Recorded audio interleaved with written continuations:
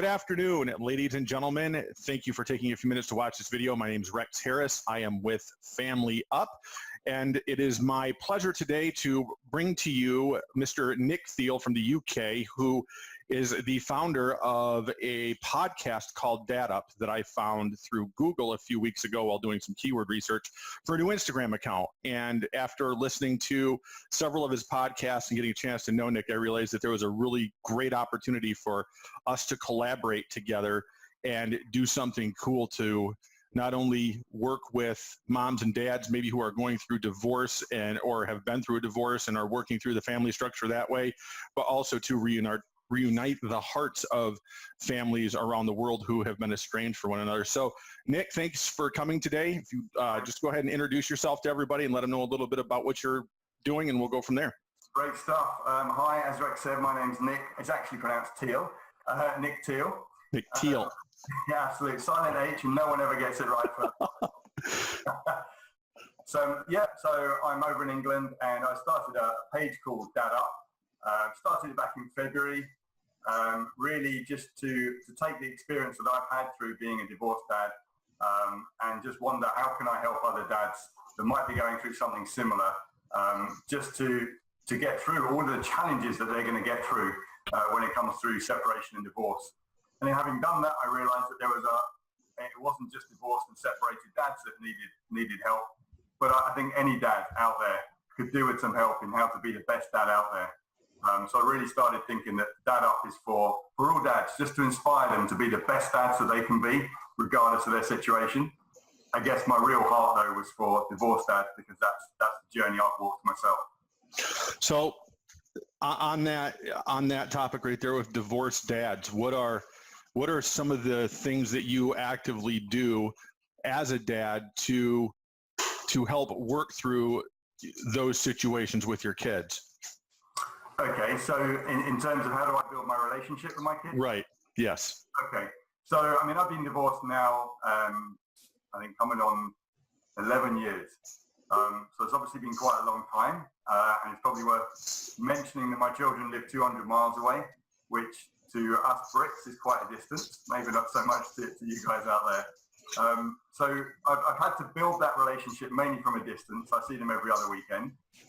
And particularly in the early years, I had to get really creative with the things I did to continue that relationship, because they were young. I think they were 5 and 7 when they moved away. So very early days. So I worked really hard on what could I do to build that relationship. Phone calls weren't always an option, weren't always getting through on the phone. So I came up with one idea, which was Dad's Diary, and I would write a letter to them every other Sunday and tell them everything I've done in my life for that time, because I realized that they just didn't know what their dad was up to when they weren't with me. I did a YouTube Dad's Diary as well, so I did a variety of YouTube videos, just so they could watch and hear me. When they're with me, Rex, I've always planned, when they're coming down at weekends, I've always thought, what can I do to keep them entertained, build that relationship. Never wanted to lose sight of the discipline as well. Always thought it was important not to be the weekend dad who lets everything go over his head, because I don't want to upset the kids, it's only a weekend.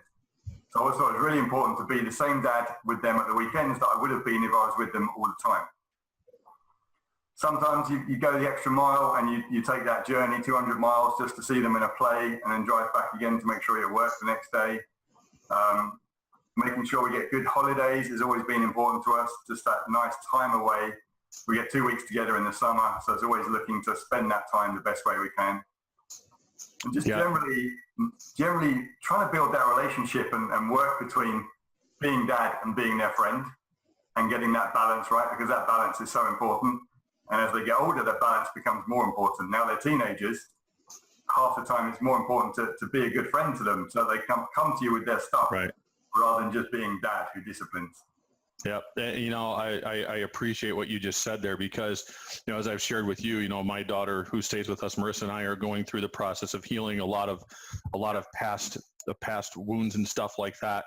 And that's the one thing I think that I have seen probably come out of a relationship that's been, I mean, equally as great as the dad-daughter relationship is that friendship that we've developed and that trust that we've developed with one another, that we can go to each other with the hard stuff and know that, we're not going to crumble, that we're not going to fall apart, we're not going to break on them, that we can sit there and we can work through those things.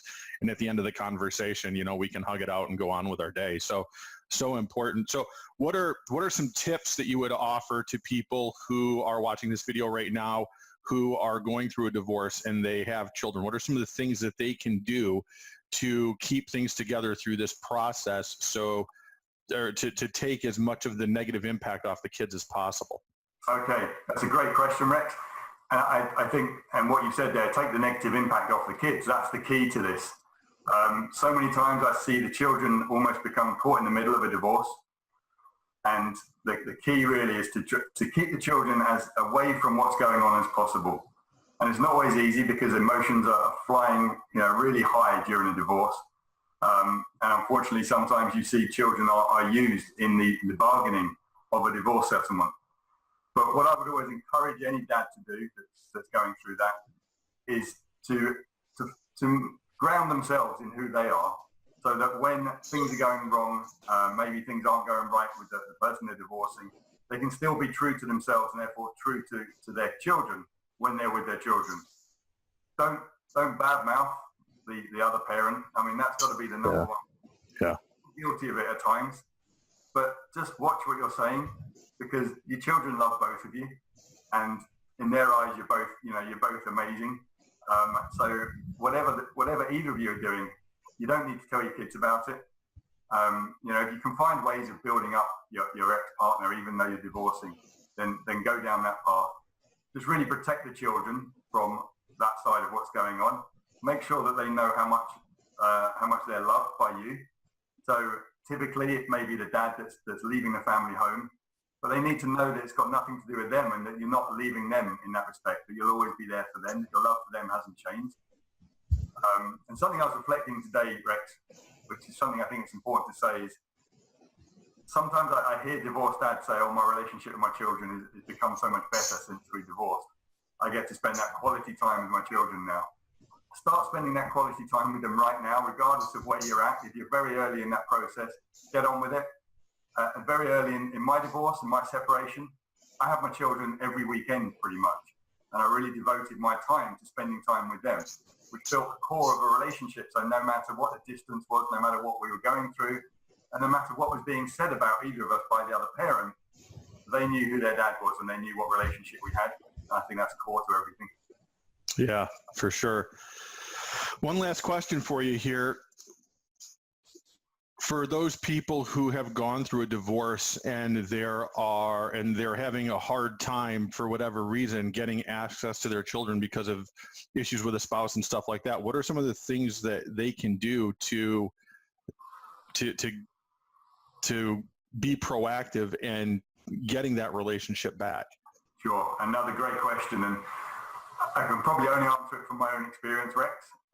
So I obviously went through some struggles. When my children moved away, I certainly moved into panic mode, wondering would I still get to see them very much, because the relationship between me and my ex wasn't particularly great. And so that was a big concern, particularly because they were so young. One of the things I did go to court just to seek an agreement as to what access I should have to my children. But I'm very aware that even with those agreements in place, they're not always kept by both parties. So I guess my encouragement would be, if you're doing everything you can, and if you are, try and get creative. Like I said, if you can't get through on the phone, send them a letter in the post. Depending on their age, communicate with them through social media, get them a phone if they're old enough. If they're too young for that, I think you're just going to have to be really working on yourself and your relationship with your ex. And whatever your differences are, put them aside for the sake of your children. And that's the key to everything here. This is not about you. It's not about your ex. It's about your children, and it's about your relationship with them. So I get that people might struggle there because they've got divorced for a reason. Maybe they've been hurt. Maybe they've caused hurt. But focus on the children and make them your priority, and put yourself on the back burner from that point of view, and just focus on building that relationship. And if you can't get through to your kids, start work on your ex-partner and just find some common ground so that you can actually have shared time with your children. That's good advice. Any closing remarks or anything like that before we wrap this up? I think just the name of my page on Facebook and everything I'm doing is DadUp, and that's what I want to encourage every dad to do. And I don't care if you're divorced or you're living with your kids every day. Just seek to be the best dad that you can be present in their lives. Understand that every child is different, and if you need any help or coaching, then come and listen to the podcasts because we're covering all of that area in our podcasts right now. So I just encourage every dad out there to give it everything they've got, regardless of their situation. Very good. So for those of you that are watching right now, we appreciate you tuning in. Again, Nick Thiel from DadUp. You can find him on Facebook through his fan page. You can do a search for DadUp. Or if you're watching this on YouTube right now, just go down into the description of this video and you'll find a link for this there or a link in the comments wherever else it is that you're watching. Nick, thank you very much for your time. You have a great day, and we will talk to you again soon. All right. Bye for now. See ya.